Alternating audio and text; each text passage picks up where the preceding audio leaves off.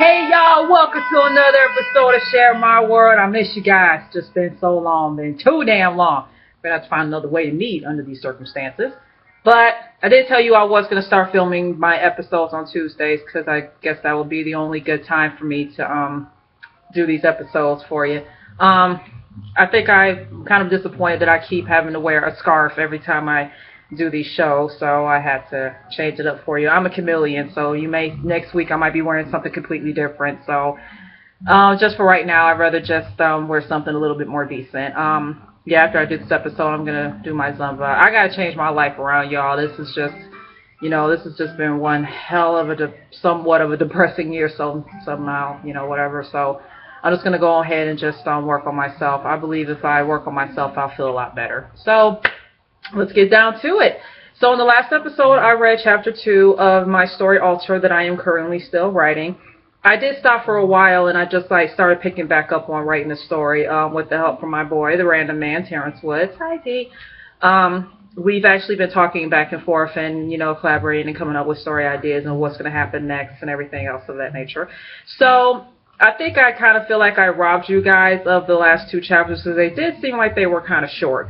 So this chapter 3, I believe is 4 pages, so that can be a little bit more interesting for you all to, dive into, whatever. But previously on Alter chapter 2, I'm going to have to do that from now on because it sounds like I'm running an actual TV show, whatever. In the last episode that I did of this chapter, Danica had a panic attack, and she's been suffering from these panic attacks since the accident. And she just now telling her boy Trevor about it, and he's telling you need to take better care of yourself. And I got an idea. Why don't we all just go to Florida and get away from everything? That way your mother can't bother you or harass you every single chance she gets. So they all agreed to it.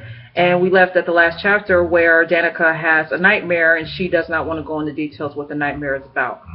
As I get further into the story, you'll understand more of these nightmares because this won't be the first time she has one. She's going to have plenty more.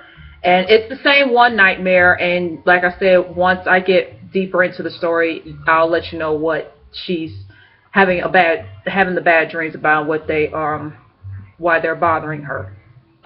There's a couple of people that already know what the nightmare is all about, but like I said, she doesn't want to get into it. She doesn't want to talk about it because it's just too painful to relive. So, with that being said, I'm going to go ahead and start reading on chapter 3. So, here we go. Continuing of the story. This is chapter 3. The next morning, everybody woke up and started getting ready for the trip to Florida. As Trevor and Damon were putting suitcases in the cab, Damon was thinking about Danica. Hey, bro, what's wrong with you? Trevor asked. Last night, my girl woke up sweating like crazy, Damon said. She alright? Trevor wondered. I guess she wouldn't tell me what the nightmare was about. Damon sounded disappointed. Maybe she had a nightmare about you turning her back on her at trial, Trevor brought up. Look, nigga, I had no choice. I was at that party and I saw what she did. You could have refused to talk. Danica was heartbroken for what you did to her. How do you know how she feels? Damon asked. As much as Trevor didn't want to tell him, he said it anyway. She was writing me while she was in rehab. Damon could feel his blood boiling. It never fails. Danica always ran to Trevor every time he screwed up anything in their relationship. For how long? Damon asked him. The whole 6 months that she was there, Trevor admitted. I saw her for the first 3 months and she never said anything to me. Maybe because she didn't want to cause havoc with you. We all know that you have a bad temper. Shut the fuck up. You always got something to say. There you go. I'm going back to check on Sharon. Trevor walked away. Danica came downstairs with food and drinks. Damon wanted to ask her about the nightmare she had last night, but decided to keep his mouth shut. He already felt like their relationship was falling apart. Last night they were kissing passionately on the couch like old times, and now they hardly speak to each other. Look, Danica, I just want to tell you that I'm very, very sorry for what I did to you in court, he said to her. Danica put the bags in the car and closed the door. I didn't want to do it, but I saw what you did at the party that night, and I tried to stop you, but you slapped me in my face and ran off, Damon told her. As much it hurts to hear what he said, she couldn't be mad at him. She truly could have hurt someone that night, and at least he tried to stop her. But what's done is done, and there's no need to dwell on the past anymore. It's all right. I was drunk, and we all can clearly see that when I drink, my alter ego comes out, she said. Can you ever forgive me? He asked. Danica gave him a hug and a kiss. I already did, she smiled. Damon felt relief. He really thought that Danica was going to break up with him, but he was wrong. Welcome to Orlando, Florida, Damon yelled. Sharon and Danica woke up, but Trevor was still asleep. I'll wake him up, Sharon said. Please, allow me. Damon slapped Trevor upside his head. Ouch! What the hell? Trevor yelled. Wake up, we're here, Damon told him. The girl's father, Eric, purchased a condo in Florida a few years ago and recently got it upgraded a month ago. Dad texted me. The address is 58271 Westfield Street, Sharon told him. Go to Map It now and get directions, please, Damon said. The weather was nice and sunny. It made everything look perfect. Within minutes, Damon pulled up into the driveway of the condo. Whoa, this place looks great, Trevor said. It really does. Let's go inside, Danica said.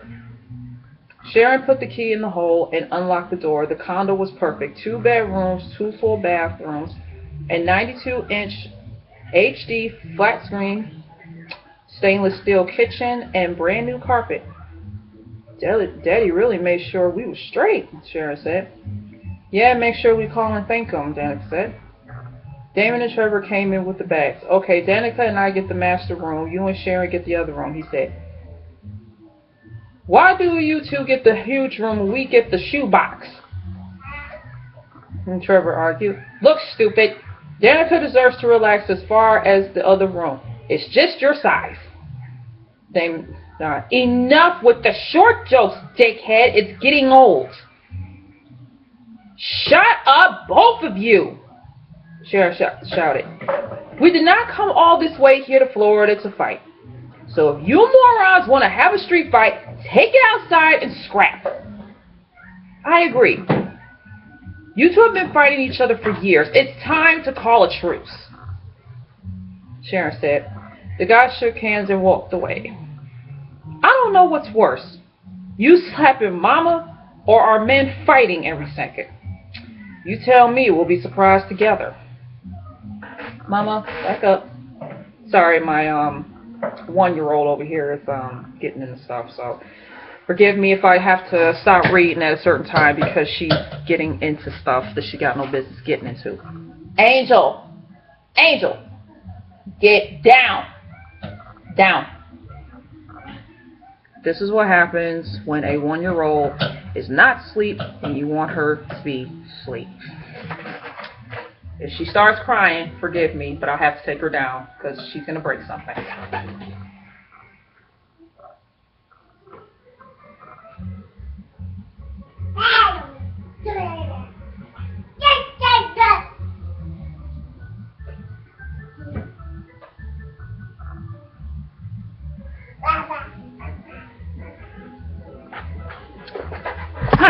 First episode, I actually have to get out my chair. Any other episode, I'm in my chair. But like I said, I have a 1-year-old who will not stop getting into stuff. Get down, Mama.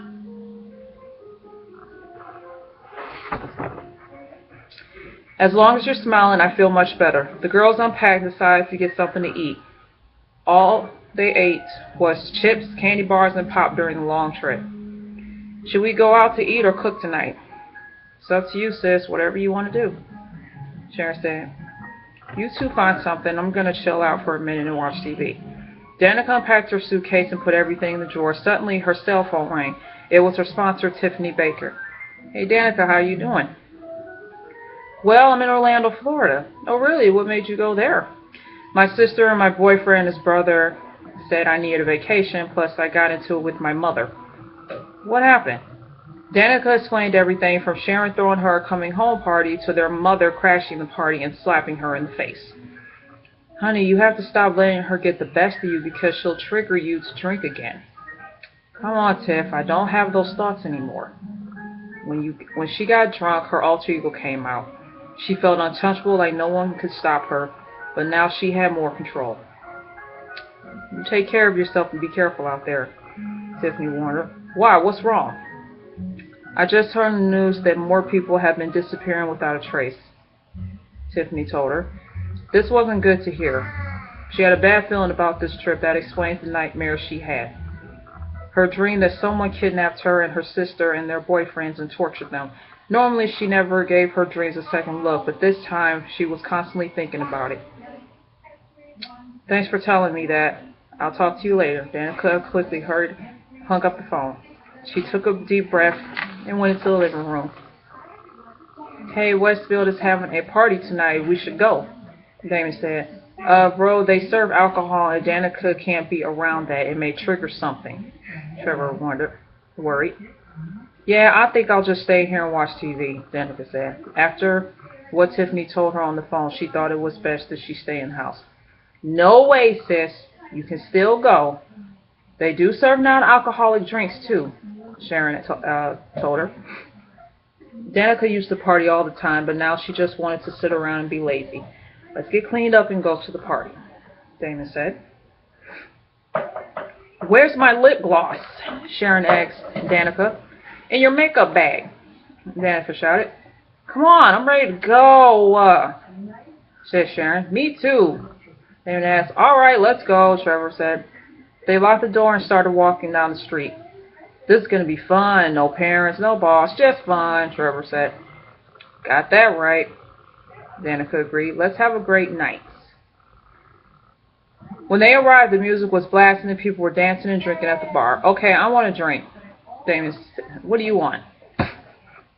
Give me a screwdriver, Damon said. Okay, I'm getting something fruity like Sex on the Beach, Sharon smiled.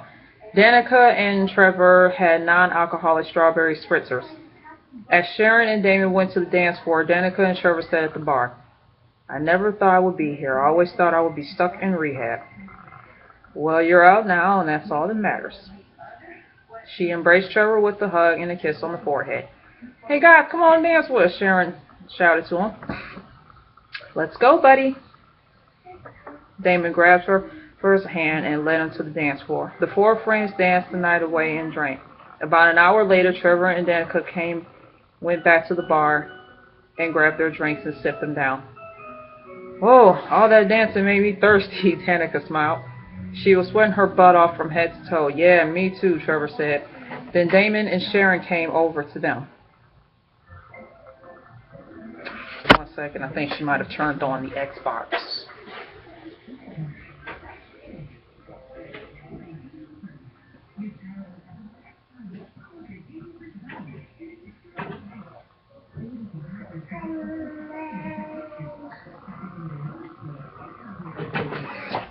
Please forgive me, you guys.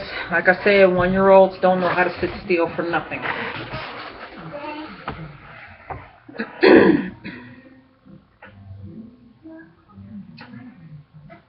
Damn, that was fun, Sharon said.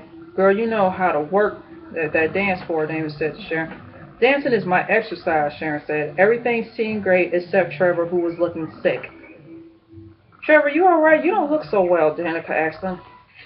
I feel a little dizzy, Trevor said while holding his head. Maybe you should sit down and relax, Sharon told him. I think I should go back to the house and rest, Trevor told them. I'll go with you, Danica said. No, kid sister, you stay here and have fun. This is your vacation time, and I don't want you worrying about me, Trevor told her.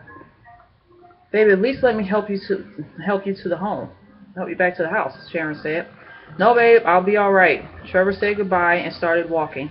He felt fine for a minute, but he stumbled going up the stairs. Although he managed to unlock the front door, he suddenly collapsed in the doorway. Ouch! The hell! He yelled. He rolled onto his back and looked up at a hooded figure. "Who are you?" Trevor whispered before he blacked out completely. The figure dragged Trevor outside the door and into a black SUV. After he tied him up and duct taped his mouth, he made a phone call. "The subject is captured and detained," he told someone on the other line. "Excellent. Bring him to me right away so I can begin my test. Make sure he's knocked out. I don't want him to wake up at all until everything is done," a voice told him. "Yes, sir." The figure ejected Trevor with the sleeping liquid and then got in the car and drove off. He drove by the party and saw Damon, Sharon, and Danica dancing and drinking. "Don't worry. Master will be coming for all of you soon. Soon enough."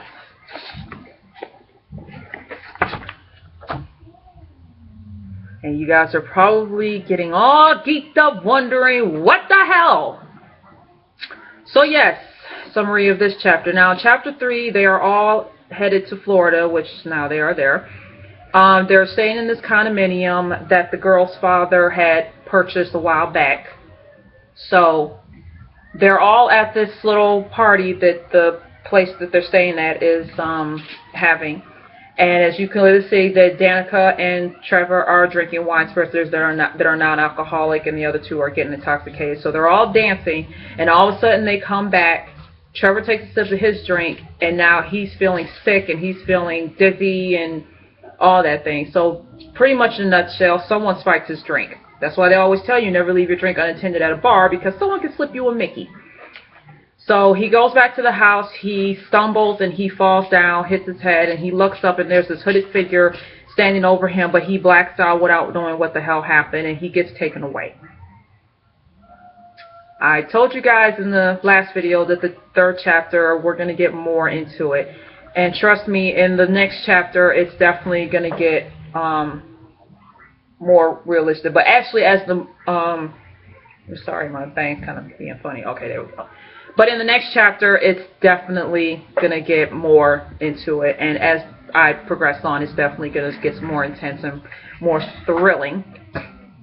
I am hoping to get this book published, but like I said, it's a lot of work into writing this book. This is my first ever sci-fi book I've ever written. All my other books that I've ever written is always about, you know, love, romance, and relationships and whatnot. So this is my first time doing a, you know, sci-fi book.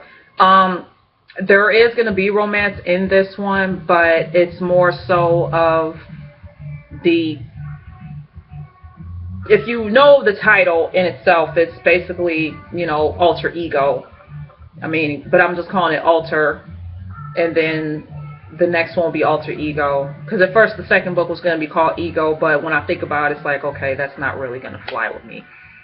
I plan on making this a trilogy, so it will be alter, and then alter ego, and then doppelganger. I hope I'm saying that right.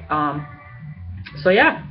But that was chapter 3 of Alter, and I am really getting geeked up because I'm pretty sure you all are wondering, you know, what's going to happen next. But until then, I love you guys. I'll see you guys next week for the next episode in chapter 4. I love you guys. Bye.